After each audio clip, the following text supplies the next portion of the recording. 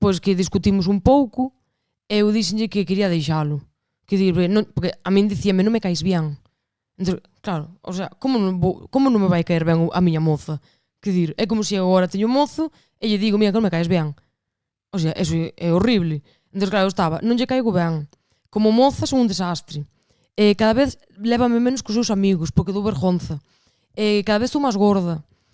Cada vez discutimos máis, cada vez facemos menos cousas xuntos. Entón, íamos para a cama a dormir. Ao día seguinte tiñamos unha comida dun cumpleaños dun familiar meu. Estábamos na cama e dixenlle, mira, tío, quero deixalo, porque isto, pois non aguanto máis de caigoche mal e non me soportas, cada vez faz menos cousas comigo, molestoche en todo momento, entón, pois non.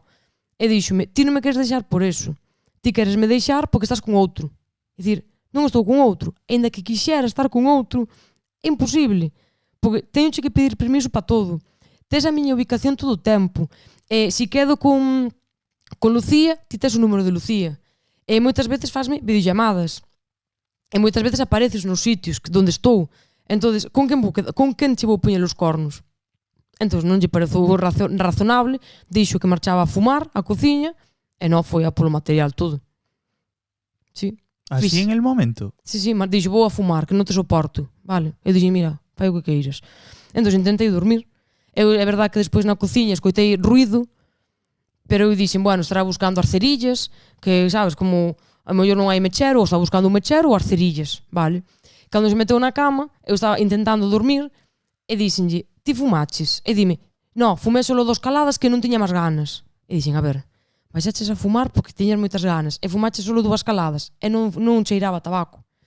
Entón, claro, non cheiras a tabaco porque fumaches 2 caladas. E dixen, ai, mira, que lle den, de verdade, eu vou dormir xa esta mañán outro día. E cando el pensou que estaba dormida, empezou. Eu estaba de medio lado, colleume da cara e giroume. Primeiro intentou-me asfixiar coa almohada, peleei. Eu nese momento non sabía se había máis xente na casa, porque claro, como había baixado abaixo a cociña, dixen, a ver se foi a por amigos ou algo, me están facendo algo. E bueno, que ten quitado a almohada da cara e pois xa me empezou a apuñalar. Molestoche en todo momento, entón, pois non.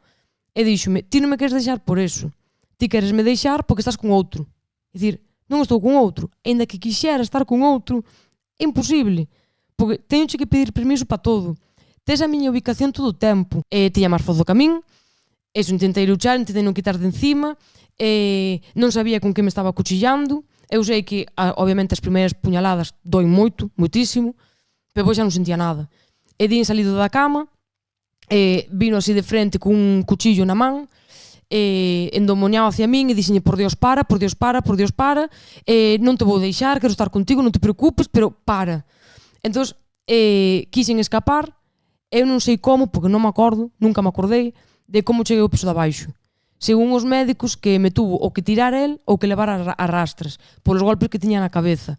A maiores, despois, cando se fixo toda a visión da casa, resulta que nos escalóns de abaixo había un bo mechón meu do pelo. Entón, aí a policía dixo que seguramente me baixou a grada do pelo. Eu non me acordo. Non me acordo como cheguei ao piso de abaixo. A día de hoxe non o sei. Eu sei que no piso de abaixo vin as chaves na porta, vivíamos nunha casa, e dixen, a miña salida. Collín, abrín a porta e salín correndo. Que pasa? Que despois da porta hai unha esplanada, unha eira, e pois un muro cun portalón. Ese portalón nunca se cerraba. Nunca, jamás. Nin as follas, nin con chave. Pois ese día estaban as follas postas e a chave pasada. Claro, eu salín sin chaves. Eu salín gritando. Ese día sí que podo dicir que estaba gritando como unha loca para que alguén me escoitara. Debían ser as 12 da noite, máis ou menos. E gritando, por favor, por favor, por favor. Cheguei ao portal, vin que estaba cerrado, pechado con chave. E colleume polos pelos. Empezou a hostiazo limpio comigo, arrastroume polo suelo. E claro, queimei as rodillas, tiroume polo aire e caí encima do meu coche. Cando iba a dirección ao meu coche vin que iba a caer encima e dixen, nada, morro, xa está, vou espetar a cabeza contra o coche. Dixo que marchaba a fumar a cociña e non foi a polo material todo. Fui dentro da casa, entón no piso de abaixo estaba a cociña e meteume na cociña. Segueu dándome, por favor, para, que de verdad que te quero moito, que non te vou deixar, por favor, que eres o home da miña vida, por favor, nada. Entón, nese momento, non sei por qué, vemos así unha luz dunha película que había tamén unha cousa así parecida e a chica facíase morta. Entón dixen, pois mira, vou ver se cola.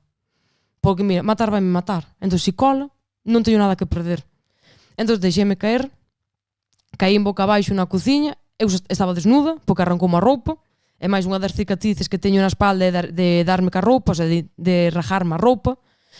Caí en boca abaixo, para quedar tranquilo, clavoume unhas tixeiras destas da feira do pulpo, clavoume na nuca, na cabeza, e para, por si acaso, para quedar ben libre, empuxou co pé. Eu aí non me doía nada, notaba moita presión na cabeza, moitísima, e quedei tirada na cociña, boca abaixo. Eu empecé a vomitar, entón tiña o pelo, ese día estaba o pelo sen alisar, entón estaba o pelo todo enrollado, cheo de vómito, cheo de sangre. Entón empecé a chorar, porque dixen, vou morrer, meus pais non me van a encontrar, e se me encontran, que van saber, nunca lle digo a miña nai que a quero. Porque discutía moito con miña nai, pois somos iguales. Vou morrer e miña nai non sabe que a quero. Pasado un tempo, apareceu el de volta, e cando escoitei baixar polas escaleras dixen nada, ven con a motosierra ou ven con algo para partirme. Entón entrou Noelia, entón quieta de boca abaixo, levantoume, as tixeiras pesaban un huevo na cabeza, pero un moitísimo, e xa non daba de simular o máis, en plan, para, por favor, para, unha das puñaladas teño aquí na garganta, que é a que menos importancia ten médicamente, pero escupía sangre como unha fuente. Entón, claro, tives eso nunha persona, acojonas. Entón dixen, por favor, para, que me estou muriendo. E déixame pedir axuda. Eu tampouco sabía onde estaba o meu móvil nese momento. Déixame pedir axuda. E dime, non te vou deixar pedir axuda porque vas contar a verdade. Entón, convencino de que íbamos a contar que nos entraran a roubar, que el era escapado, que eu non, que por eso que me apuñalaran. Pero, por favor, que deixara pedir axuda. Dino convencido, el marchou co meu coche. Eu marchei correndo, que tamén, eu se corro, que pasa algo. Sempre digo, se corro eu, correde tamén vos, porque senón, marchei correndo á casa de enfrente, que é a casa de miña tía, que iba na busca do meu primo. Vale. Sei perfectamente que a casa de miña tía ten unha porta na que podo entrar cando me dé a gana. Nese momento non me acordou. Timbrei como unha loca, e sale miña tía no piso de arriba, e di, por Dios, avísame a Luisito, dille que baixe. Pero que pasou? En plan, que nos entraron a roubar. Por favor. Ela non estaba vendo que eu estaba desnuda, ni sangrada, ni nada. Era de noite. E dime, o rapaz foi unha cena. En plan, me cago en todo. Eu son super religiosa, e a Virgen sempre está aquí comigo. Ese día caíme en todas as vírgenes que había. En todas. Despois xa tuve que pedir perdón a todas unha por unha. Entón, díxeme, bueno, xa baixo ahora. Claro, a miña tía se non se calza, non dá andado. Pode ter un problema, entón non pode andar con ese zapato propio. Entón digo, nada, porque seguramente vai volver el de volta, e non quero que me pille, sabes que estou aquí aínda, non. Entón fun á casa do outro veciño. Que onde tiña o timbre este veciño? Pois, timbre que está en calquer casa, na porta. Noelia non encontraba o timbre na porta. Entón empecé a dar voltas pola casa e a petar en todas as ventanas. Entón nesa casa vivían dous irmáns maiores, de 80 anos, máis ou menos, e cheguei á ventana da habitación dun deles, da habitación de Jesús. Entón eu petando, ábrame a ventana e dime, pero quen eres? Eu intentando meterme por dentro, ele empotándome para fora. E dixen, Jesús, por Dios, déxame pasar que morro.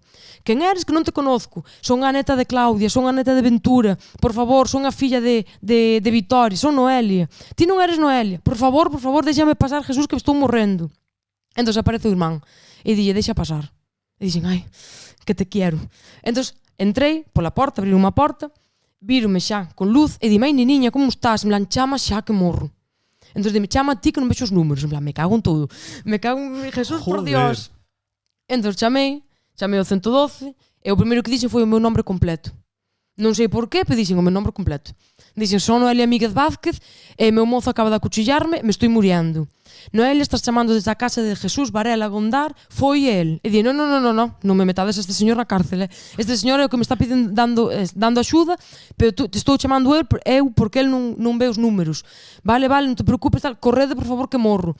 Entón dixeme, non te preocupes, xa están os compañeros de camiño. Que tienes, donde tienes, en plan, teño algo clavado na cabeza, non sei que é, sangro moito polo cuello, sangro moito polas pernas, doime moito a cabeza, moitísimo, teño moito frío, un rollo, conteille todo máis ou menos. Entón díxeme, dille ese señor que che dé unha toalla, que che enrollo no cuello, que te tape, non collas máis frío, non te preocupes, que están todos avisados, ti non colgues o teléfono, por favor. Eu dicen, teño que colgar o teléfono, a mí que me importa colgarche o teléfono, creo que veñan a por min, por Dios. Nese momento, díxome a chica, dille ese señor que teñades todas as luces apagadas. Eu, Jesús, por Dios, apaga todo. E ele, pero por que teño que apagar? Apaga todo, por favor. Entón apagamos todas as luces. ¿Para qué lo de las luces? ¿Para que no viera el...? Para que él non supera que estábamos aí. Él realmente pensaba que iba a estar na casa de enfrente, non nesa casa. E de repente apareceu, de volta. Eu vexo baixar o meu coche e digo, hostia, viene a por mí. Entón nese momento o meu veciño ia salir para fora e eu, isto ocurra.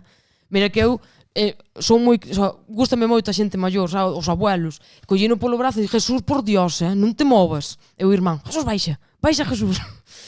Entonces, nese momento, empecé a ver luces azules. Era a Guardia Civil. Nunca me alegrei tanto de ver a Guardia Civil, de verdad. Entón, vin a Guardia Civil e detrás a ambulancia. E dixe, non te creo, de verdad que non te creo. Entón, non sei máis. Sei que, polo que me contaron, que eu salín pola porta, apareceu o meu primo, porque esa miña tía chamou ao meu primo de, mira, ven para a casa, porque non sei que lle pasou a Noelia, non sei se estarán borrachos ou algo están armando. Claro, meu primo acojonouse e dixo, ostras, claro, miña tía vivía sola, vivía con el, pero polo que me din, que eu según abrín a porta de meu veciño, xa estaba meu primo de frente. De que pasa, e que eu sei que lle dixen, foi el. Eu non me acordo deso. Ni me acordo como cheguei a ambulancia, non me acordo. Sei que no hospital, que chegou miña nai máis miña tía, que me dicían, tranquila, relájate, non pasa nada. E eu que lle dicía, non sei, dicía, tranquila, non pasa nada, tranquila. E acabei, despois despertei na UCI. Dios, qué pasada. Sí. Y flipo porque parece una peli de acción. Digo yo, ¿cómo te pudiste mover después de recibir todo ese daño? Es que me parece imposible. No, a mí se me contas non o creo.